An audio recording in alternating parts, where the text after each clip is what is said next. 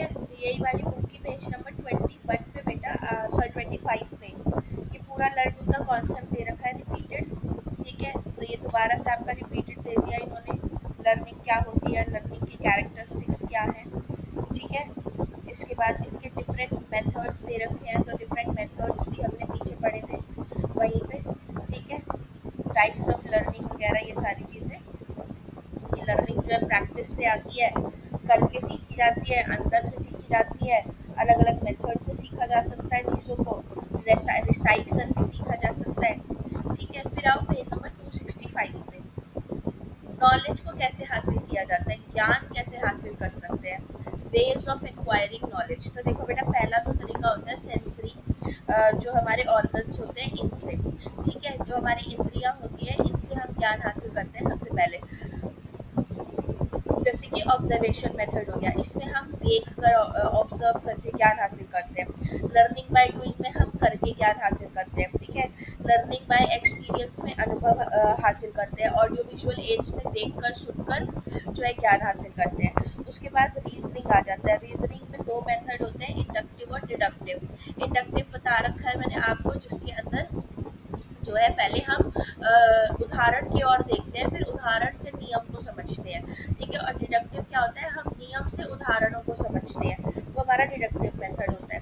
ठीक है, इनसे भी हमारा ज्ञान बढ़ता है दोनों मेथड से। फिर इंट्यूशन मेथड आता है। इंट्यूशंस क्या होता है बेटा, हमारी छठी इंद्री जो होती है, ठीक है, जो सिक्स्थ सेंस होता है हमारा, औरतों के पास ज़्यादा होता है।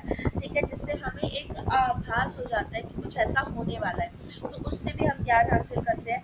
फिर टेस्टिमनी, टेस्टिमनी होती है बेटा जो साइंटिस्ट ने फैक्ट्स प्रूफ कर दिए हैं, जैसे कि सूरज जो है, धरती जो है वो सूरज के चारों ओर घूमती है। ठीक है, ये क्या है, एक टेस्टिमनी है। ठीक है, इसके ऊपर हम सवाल नहीं उठाते, इसको हम मान लेते हैं क्योंकि साइंटिस्ट ने इस चीज़ को प्रूफ कर रखा है। ठीक है, तो टेस्टिमनी जो हम साइंटिस्ट हैं वो जो फैक्ट देके चले गए हैं हमें, उनसे हमें ज्ञान हासिल होता है। ठीक है, इसके बाद एक्सपेरिमेंट्स करके, एक्सपेरिमेंटल मेथड से, प्रॉब्लम सॉल्विंग मेथड से, इन सब से हमें ज्ञान हासिल होता है। फिर आता है स्किल। स्किल क्या होता है, कौशल जिसको आप बोलते हो। तो skill is a systematic and coordinated pattern of mental और फिजिकल एक्टिविटी।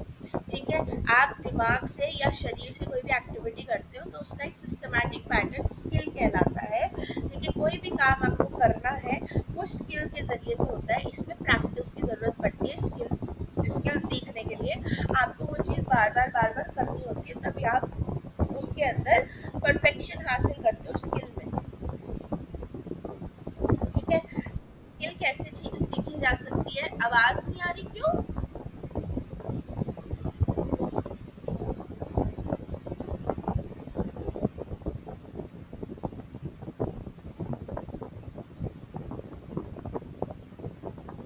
आवाज़ क्यों नहीं आ रही?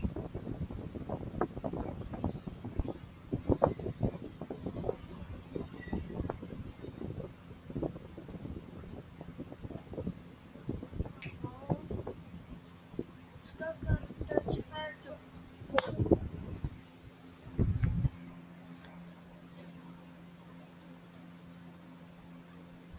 स्किल के तरीके क्या होते हैं सीखने के? भाई, एक तो स्किल बच्चा तभी सीख सकता है बेटा अगर उसके अंदर इंटरेस्ट हो। ठीक है, तो बच्चों में इंटरेस्ट पैदा करो। ठीक है, अराउजिंग इंटरेस्ट, अगर बच्चों में इंटरेस्ट पैदा करोगे तो ही बच्चा जो है कोई कौशल या कोई स्किल सीख पाएगा। जैसे लिसनिंग, रीडिंग, राइटिंग, ये भी क्या है, स्किल्स है। ठीक है, कौशल सीखने के लिए तत्परता। दूसरी चीज, readiness to learn a skill. बच्चा जो है वो तैयार होना चाहिए अपने से स्किल सीखने के लिए, तो वो स्किल बहुत जल्दी सीखेगा। ठीक है, कांस्टेंट प्रैक्टिस, स्किल सीखने के लिए लगातार निरंतर प्रैक्टिस करें। ठीक है, use of principle of transfer of training. Transfer of training का मतलब क्या होता है बेटा, एक जगह का सीखा हुआ ज्ञान दूसरी जगह इस्तेमाल करना। ठीक है, इससे भी स्किल जो है वो डेवलप होती है। नॉलेज ऑफ रिजल्ट्स, अगर मैं बता दूं बच्चे को कि अगर वो ये काम सीखते हैं तो इसका रिजल्ट क्या आएगा, तो उनका इंटरेस्ट बढ़ जाता है उस चीज़ को सीखने में। Use of proper learning method. ठीक है, सही तरीके से हमें स्किल सिखानी है बच्चों को ताकि उनका इंटरेस्ट जो है वो ख़त्म ना हो। ठीक है, प्रॉपर गाइडेंस के साथ हमें स्किल उनको सिखानी है। इसके बाद 271 पे आ जाओ।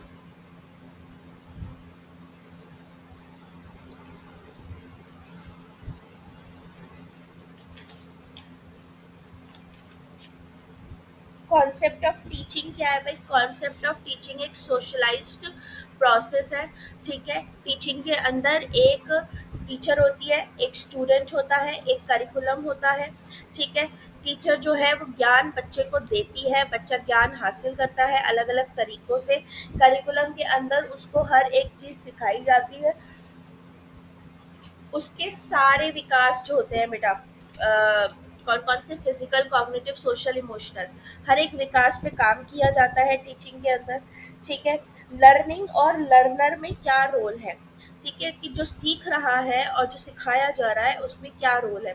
तो हमने जैसे उनका जॉन डीवी का पढ़ा था कि इसके अंदर क्या होता है कि तीन वो होते हैं, पोल्स होते हैं हमारे। ठीक है, कि टीचर जो है वो बच्चे को सिखाएगा और बच्चे के व्यवहार को बदलेगा करिकुलम के ज़रिए से। ठीक है, तो सीखने में और सीखने वाले में रिलेशनशिप ये है कि बच्चा जो होता है हमारा वो लर्नर है। ठीक है, उसको सिखाना है, उसी को ज्ञान हमें देना है। बच्चा क्या है, एक खाली स्लेट है बेटा, टेब्यूला रासा होता है। ठीक है, टेब्यूला रासा मतलब खाली स्लेट, ब्लैंक माइंड, उसके दिमाग में कुछ नहीं है। टीचर ने उसके दिमाग में लिखना है, हमें उस खाली स्लेट को भरना होता है, उस खाली स्लेट पे लिखना होता है। तो हम जैसा उस खाली स्लेट पे लिख देंगे वैसा ही उस बच्चे के दिमाग में छप जाएगा। तो इसीलिए हमें बहुत ध्यान देना होता है कि हम अपने बच्चे को क्या सिखा रहे हैं और कैसा सिखा रहे हैं। ठीक है, इसके बाद ये सब नहीं आएगा, मैकडोनल्ड, बर्नार्ड, थॉमस, ये सब नहीं है। ठीक है,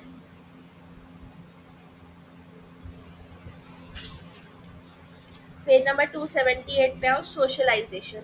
सोशलाइजेशन भाई वो होता है जब हम किसी और के इस बारे में जानकारी हासिल करते हैं, जब हम लोगों से मिलते हैं, कोई मूवी देखते हैं, ठीक है, कोई किताब पढ़ते हैं, न्यूज़ देख रहे हैं, एक छोटे से बच्चे से बात कर रहे हैं, ये सब क्या है बेटा? सोशलाइजेशन है, समाजीकरण है।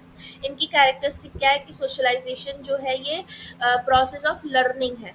अभी हम लोग क्या कर रहे हैं, सोशलाइज कर रहे हैं और साथ साथ अधिगम भी हो रहा है हमारा। ठीक है, self development of self is possible through socialization. जब हम समाजीकरण करते हैं तो उसके द्वारा क्या होता है, व्यक्ति के आत्म का विकास होता है। मैं अपने सेल्फ को डेवलप करती हूँ जितना मैं सोशलाइज करूंगी, मैं लोगों के बारे में जानूंगी, मुझे अवेयरनेस होगी, और जब मुझे अवेयरनेस होगी तो मैं अपने बारे में भी समझूंगी। ठीक है, सोशलाइजेशन लाइफ लॉन्ग प्रोसेस होता है। जैसे ही बच्चा पैदा होता है बेटा, वो अपनी माँ से सोशलाइज करता है सबसे पहले, और मरने तक हमारा सोशलाइजेशन चलता रहता है, किसी ना किसी के कांटेक्ट में तो हम आते ही रहते हैं। ठीक है, सोशलाइजेशन क्या है? It is a process of culture assimilation. जो हमारी संस्कृति है वो एक जनरेशन से दूसरी जनरेशन तक लेके जाते हैं हम समाजीकरण के जरिए से ही। ठीक है, ये विशेषताएं हैं समाजीकरण की। समाजीकरण के एम्स क्या हैं? भाई एम्स ये है कि हम समाज में एडजस्ट कर सकें।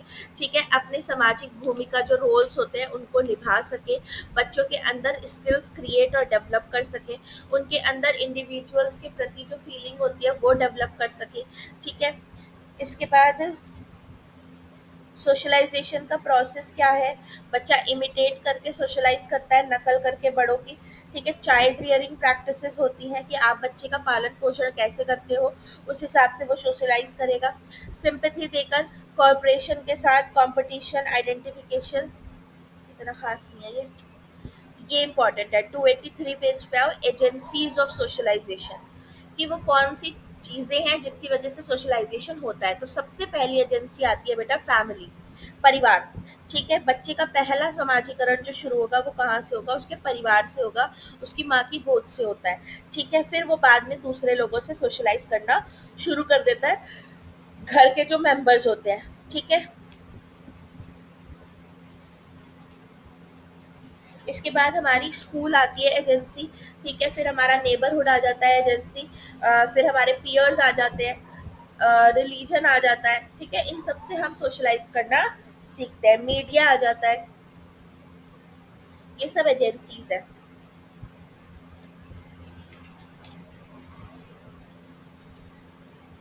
इसके बाद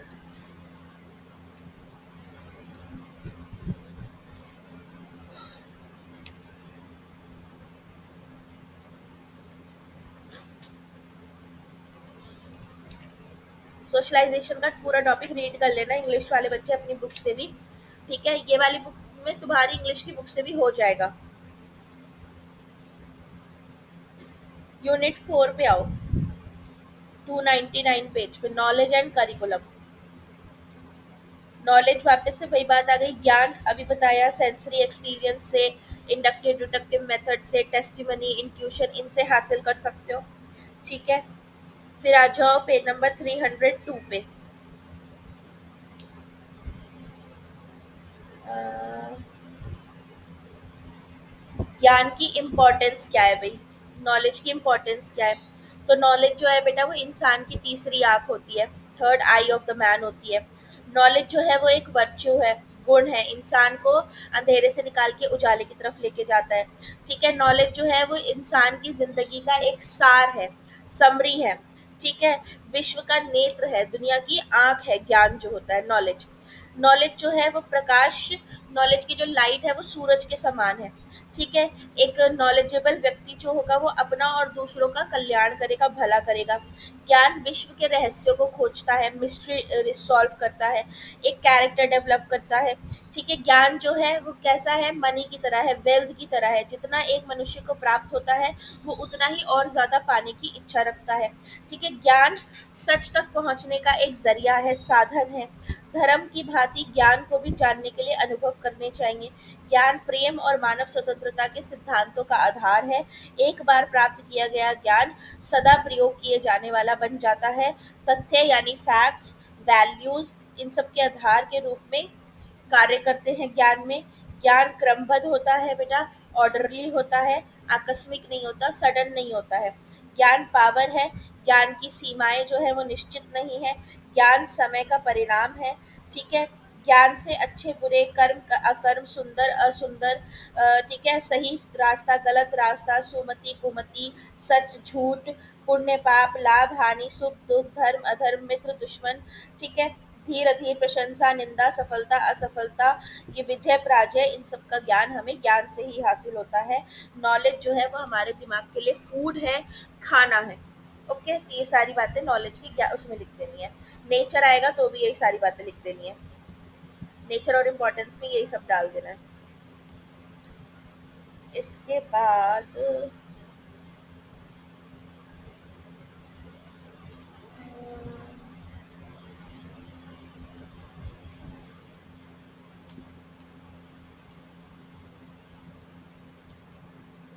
थ्योरीज वाला जो है बेटा, पेज नंबर 304 पे, theory of empiricism.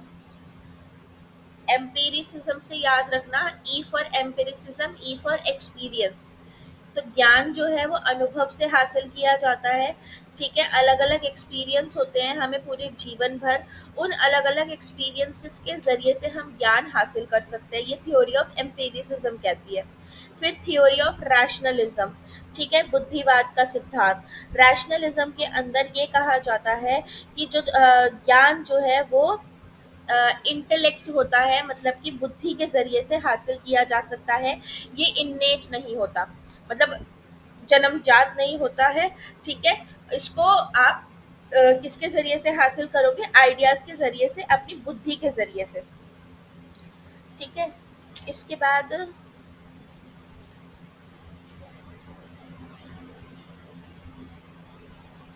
Sense rationalization theory. Sense rationalization theory जो होती है बेटा, ये क्या कहती है, किसने लिखी थी है,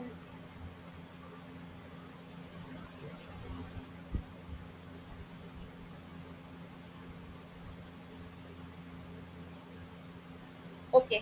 इसमें इन्होंने ये कहा था कि सिर्फ हम लोग अनुभव के आधार पे ज्ञान हासिल नहीं कर सकते, ठीक है। अनुभव से ज्ञान मिल सकता है लेकिन पूरा ज्ञान नहीं मिल सकता।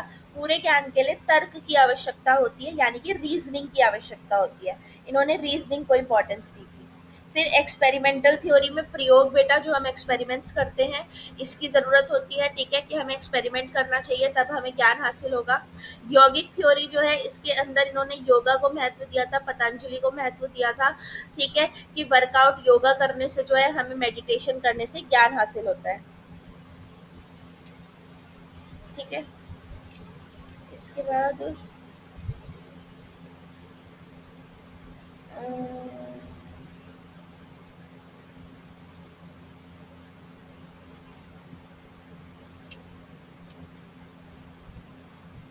पेज नंबर 313 पे आओ। Different types of knowledge. दो तरीके की नॉलेज होती है बेटा, एक जनरल नॉलेज होती है, एक स्पेसिफिक नॉलेज होती है।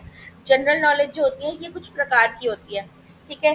जैसे कि आपकी जनरल नॉलेज जो होगी, पहली जनरल नॉलेज का नाम सुनो, प्रायरी नॉलेज। प्रायरी नॉलेज का मतलब क्या होता है कि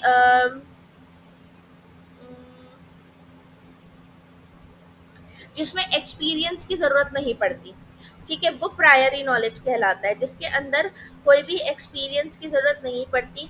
हम उदाहरण के ज़रिए से समझ सकते हैं, जैसे कि दो और दो चार होते हैं, इस बात में प्रमाणित करने के लिए किसी प्रकार के एक्सपीरियंस की ज़रूरत नहीं है।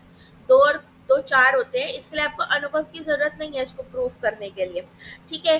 जैसे अगर मैं कहूँ कि ए बी से बड़ा है, बी सी से बड़ा है, तो इसका मतलब हुआ ए जो है वो सी से बड़ा है, ठीक है। तो ये तर्क पे आधारित है, इसके अंदर कोई हमने एक्सपीरियंस अनुभव नहीं किया, ठीक है। फिर दूसरी जो नॉलेज है जनरल में, वो एम्पेरिकल है। एम्पेरिकल होता है जब हम अपने सेंसेस से अपनी इंद्रियों से बेटा एक्सपीरियंस हासिल करते हैं, अलग अलग अनुभव हासिल करते हैं। अब इम्पीरिकल के अंदर कुछ नॉलेजेस आती हैं। इम्पीरिकल में पहली आती है बेटा उपनिषद, ठीक है। उपनिषद एंड टाइप्स ऑफ नॉलेज। उपनिषद जो होती है इसमें दो नॉलेज होती है, एक पराविद्या, एक अपराविद्या। पराविद्या जो होती है बेटा, ये होती है तुम्हारी फिजिकल वर्ल्ड की नॉलेज, यानी जो मेटीरियलिस्टिक वर्ल्ड है, ये हमारा भौतिक दुनिया जो है, ठीक है, ये नॉलेज होती है। और अपराविद्या होती है दुनिया से परे की नॉलेज, स्पिरिचुअल नॉलेज जिसको हम बोलते हैं। फिर इसी के अंदर इम्पीरिकल के अंदर दूसरी आती है बेटा श्रीमद् भगवत गीता, ठीक है। श्रीमद् भगवत गीता के अंदर भी अपरा और पराविद्या दोनों आएंगी, ठीक है। फिर जैन फिलोसफी आ जाती है। जैन फिलोसफी में आती है पहले मती नॉलेज, ये इंग्लिश की बुक में भी है, ठीक है। मती नॉलेज जो होती है बेटा, इसमें हम अपने सेंसेस की मदद से जो है ज्ञान हासिल करते हैं। फिर श्रुति नॉलेज आती है। श्रुति नॉलेज में हम अनुभवों से, लेक्चर्स से, अलग अलग घटनाओं से ज्ञान सुन के ज्ञान हासिल करते हैं। अवधि नॉलेज जो होती है बेटा, इसके अंदर हम अपनी इंद्रियों से परे जाकर, बियॉन्ड सेंसेस, जो हमारे सेंसेस नहीं कर पाते, उसके परे जाके हम ज्ञान हासिल करते हैं। ये एक आम व्यक्ति, कॉमन मैन जो है इसको हासिल नहीं कर सकता, ठीक है। टेलीपैथी नॉलेज होता है जब ज्ञान जिसके द्वारा व्यक्ति दूसरे के विचार और गुणों के मनोभावों का मान कर ज्ञान कर सकता है। जैसे कि होता है ना, कभी कभी मैं और आप एक जैसा सोच रहे होते हैं, वो टेलीपैथी होता है, ठीक है। और हम जैसे ही बोलते हैं तो सामने वाला कहता है अरे मैं भी यही सोच रहा था, वो टेलीपैथी नॉलेज होती है। फिर केवलिया नॉलेज होती है। केवलिया नॉलेज जो है बेटा, ये बहुत कम लोगों को प्राप्त होती है। ये सिर्फ उन्हीं को प्राप्त होती है जो मोह माया से बिल्कुल मुक्त हो जाते हैं, ठीक है, जो बिल्कुल तरह त्याग कर देते हैं हर एक चीज का, उनको, और वो मोक्ष प्राप्त कर लेते हैं, उनको केवलिया नॉलेज हासिल होती है। फिर जस्टिस फिलोसफी आता है। जस्टिस फिलोसफी में पहला डायरेक्ट नॉलेज है। डायरेक्ट नॉलेज जो हम डायरेक्टली हासिल करते हैं, ठीक है, सीधे सीधे, जैसे अपने सेंस ऑर्गन से और अपने इंट्यूशन से। फिर एक अज्यूम्ड नॉलेज आती है। अज्यूम्ड नॉलेज वो होती है बेटा जिसमें हम अनुमान लगा के ज्ञान हासिल करते हैं, ठीक है। सिमिलैरिटी नॉलेज होती है जब दो चीज़ों के बीच में हम सिमिलैरिटी देखते हैं, जैसे कि कीबोर्ड हो गया और हमारा माउस, क्या बोलते हैं, फोन का कीपैड हो गया, ठीक है। इन दोनों में सिमिलैरिटी पाई हमने। अब जैसे हम व्हाट्सएप यूज करते हैं, व्हाट्सएप में कीबोर्ड आता है और एक लैपटॉप का कीबोर्ड है, दोनों एक जैसे होते हैं, ठीक है। तो उनसे क्या है, हमने सिमिलैरिटी बनाई और ज्ञान हासिल किया। वर्ड नॉलेज में हम शब्दों की नॉलेज हासिल करते हैं। फिर सांख्या दर्शन आता है। सांख्या दर्शन में भी बेटा डायरेक्ट नॉलेज, अज्यूम नॉलेज और वोकैबलरी नॉलेज आ जाता है, ठीक है।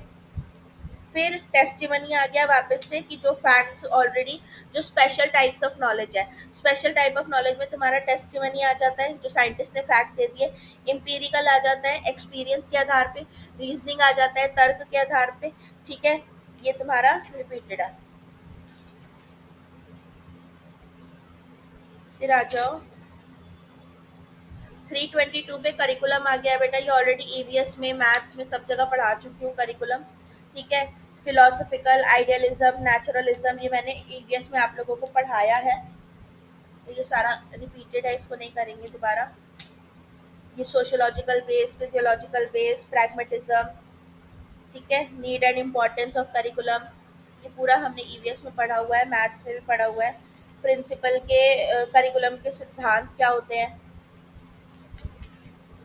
प्रिंसिपल्स भी पढ़ा हुआ है।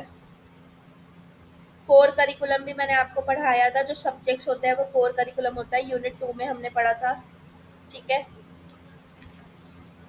उसके बाद नेशनल पॉलिसी 1986 भी हम पढ़ चुके हैं, पीछे की यूनिट में ही है, ये रिपीटेड है काफ़ी कुछ इसमें।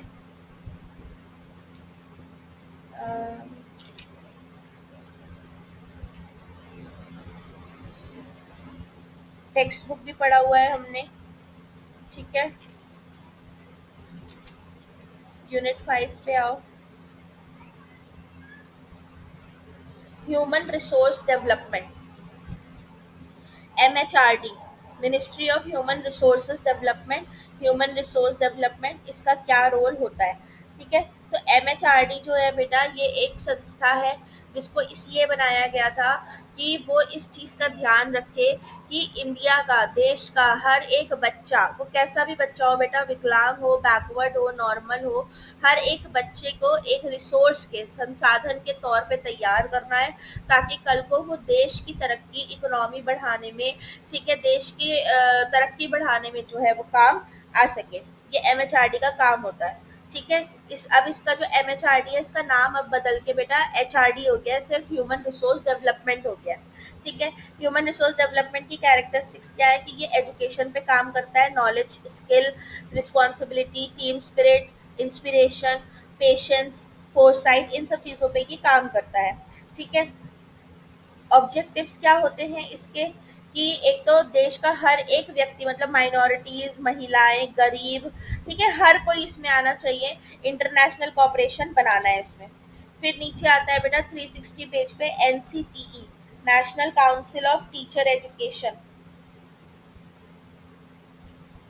National council of teacher education जो है बेटा, इसका काम क्या है, टीचर्स को तैयार करना। ठीक है, तो जैसे आपका बीएड होता है, MDU में, DDU में, ठीक है, आपका जो बीएड की ट्रेनिंग हो गई, या ये JBT की जो ट्रेनिंग है, ये सब कौन करवाएगा, ये NCTE करवाएगा यूनिवर्सिटीज़ के अंदर। ठीक है, इसके अंदर टीचर्स को तैयार किया जाता है, पूरी टीचर्स की ट्रेनिंग होती है, उनको बताया जाता है कि वो किस तरीके से जाके पढ़ाएंगे। ठीक है, फिर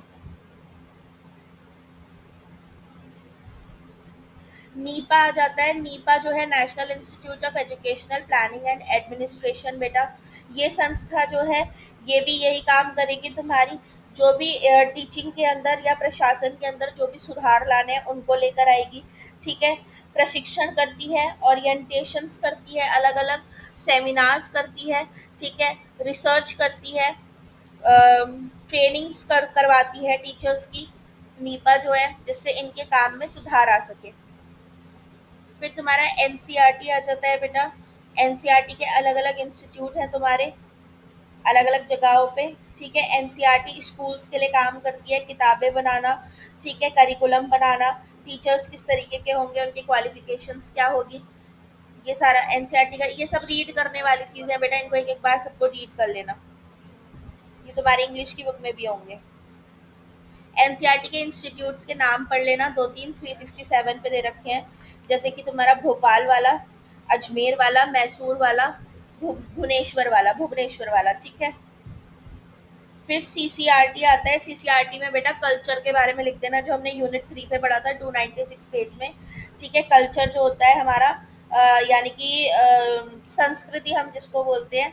ठीक है, CCRT का अगर क्वेश्चन आता है तो पहले पूरे अच्छे से कल्चर बता देना, कि हमारे जो वैल्यूज़ हैं, हमारे जो नॉर्म्स हैं, ठीक है, उसको हम कल्चर बोलते हैं, वो हमारी संस्कृति होती है। CCRT का काम यही होता है कि संस्कृति को एक जनरेशन से दूसरी जनरेशन तक पहुंचाना है। स्कूल्स के अंदर कल्चरल प्रोग्राम्स होने चाहिए। ठीक है, photographs, audio recording, film, software सहित ऐसे संसाधन होने चाहिए। इसके बाद SCRT आता है, state council of education and research training, ये हरियाणा शिक्षा विभाग का है। SCRT का काम भी यही है बेटा, JBT, BED वगैरह कराना, टीचर्स की ट्रेनिंग करवाना। ठीक है, इसमें टीचर्स जो हैं उनको शिक्षा दी जाती है, उनका मूल्यांकन किया जाता है, अलग अलग विभाग में ये होता है। ठीक है, टीचर्स को तैयार किया जाता है SCRT के जरिए से भी। फिर डाइट आ जाता है तुम्हारा, यही जो तुम कर रहे हो अभी, district institute of education and training. यहाँ पे भी जेबीटी के जो बच्चे होते हैं, डीएड के बच्चे, डीएलएड के बच्चे जो हैं, इनको तैयार किया जाता है। वही सारी चीज़ें हैं, सब में एक ही बात है, इनको बस रीड कर लेना बेटा, ये सारे जितने भी तुम्हारे हैं ना, ये रीड करने वाले हैं। फिर नेशनल करिकुलम फ्रेमवर्क 2005 हमने कर रखा है यूनिट 2 में, 378 पेज पे, सब रिपीटेड है ये तुम्हारा। एनसीएफ हो रखा है हमारा, ठीक है। इसके बाद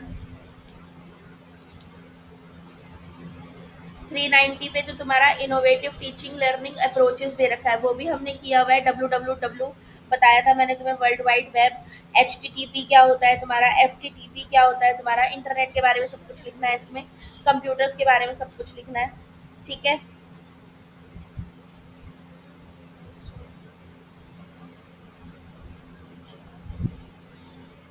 और इसमें 394 पे ई लर्निंग आ जाता है बेटा। ई लर्निंग यानी इलेक्ट्रॉनिक लर्निंग, जो ऑनलाइन के जरिए से होती है। जैसे अभी हम ई लर्निंग कर रहे हैं, ठीक है, तो जब डिस्टेंस एजुकेशन होती है तो ई लर्निंग करवाई जाती है। या जैसे अभी कोविड आया था तो ई लर्निंग हो गई थी सारी चीज़ें। ई लर्निंग की कैरेक्टरिस्टिक्स क्या है, कि लर्निंग जो प्रोग्राम है वो इफेक्टिव हो जाता है, ठीक है, नॉलेज फ्लेक्सिबल हो जाती है, इवैल्यूएशन जल्दी हो जाता है, नॉलेज को मैनेज किया जा सकता है, कन्वीनियंट हो जाता है पढ़ाना, ठीक है। कॉम्प्रिहेंसिव जो कॉन्सेप्ट है उसको और व्यापक तरीके से समझाया जा सकता है। ई लर्निंग के अलग अलग तरीके दे रखे हैं इसमें। सीबीएल जैसे कंप्यूटर के जरिए से पढ़ाना, कंप्यूटर बेस्ड लर्निंग, ठीक है। ड्रिल और प्रैक्टिस करवाना, ट्यूटोरियल मोड हो गया, simulation mode, discover mode, gaming mode, problem solving mode, ये सारी रीड कर लेना। ई लर्निंग की यूटिलिटी क्या है भाई, फ्लेक्सिबल होता है, सेल्फ पेसिंग होता है, लर्निंग मटेरियल ज़्यादा होता है इसमें, बहुत सारे बच्चों को एक साथ पढ़ाया जा सकता है, ठीक है। नीड बेस्ड होता है इसमें, आप जैसे यूट्यूब दिखा दिया, पिक्चर्स दिखा दी, तो मतलब बहुत इफेक्टिव होता है। इसके अंदर हम बहुत जल्दी कोई भी चीज़ दिखा के फटाफट उसको समझा सकते हैं, ठीक है। लर्निंग बाय डूइंग करा सकते हैं, अलग अलग गेम्स खिला के बच्चों को, कन्वीनियंस भी पड़ता है बच्चा अपनी, ठीक है, अपने घर पे बैठ के आराम से पढ़ रहा है। लिमिटेशन ये है कि डायरेक्ट कांटेक्ट नहीं हो पाता बेटा, डायरेक्ट इंटरेक्शन नहीं हो पाता है, जैसे अभी हम लोगों का कोई डायरेक्ट इंटरेक्शन नहीं हो पा रहा है, ठीक है। एडमिनिस्ट्रेशन की नेग्लेंसी हो जाती है, एफिशिएंसी की कमी हो जाती है, टीचर्स ट्रेनिंग जो है वो उतनी अच्छी नहीं होती है। ई स्कूल में इलेक्ट्रॉनिक स्कूल आ जाते हैं, ठीक है, वही सब लिख देना ई लर्निंग के बारे में, इसमें कुछ ऐसा खास नहीं है। ये तुम्हारी पेपर टू खत्म हो गई। अब मुझे हिंदी की वो चाहिए आयशा, पीडीएफ चाहिए बेटा, पीडीएफ भेजो, तो मैं कल फिर तुम्हें एसएसटी पढ़ाऊँ ढंग से, ठीक है। आयशा, सुन रहे हो?